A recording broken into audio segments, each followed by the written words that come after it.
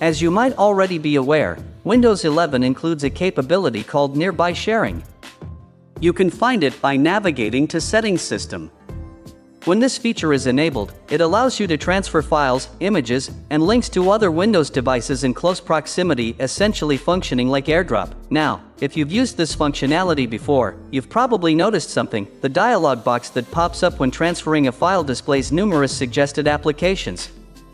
These app suggestions could be viewed as recommendations, or depending on your perspective, advertisements. Here's the good news: Microsoft appears to be introducing a toggle switch on the settings page that will let you disable these suggestions or advertisements when sharing files through the Nearby Share window. This information comes from Phantom of Earth, who shared on X, formerly Twitter, that the Nearby Share settings page is getting a name change. It'll simply be called Share. Currently in the stable release, it's labeled Nearby Sharing, but in the preview version, it's been shortened to just Share. Additionally, there's a new toggle option labeled Show Suggested Apps in Share Surfaces or Menus. This means you'll be able to switch off these recommendations entirely. I believe this is a modest yet meaningful update. Microsoft is providing us with more control, and I appreciate having choices.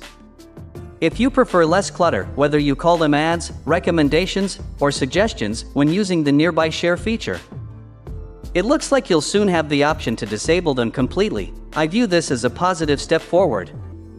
Once this update reaches the stable version with the renamed settings page, I'll make sure to update you all. Thanks for watching, and I'll catch you in the next video.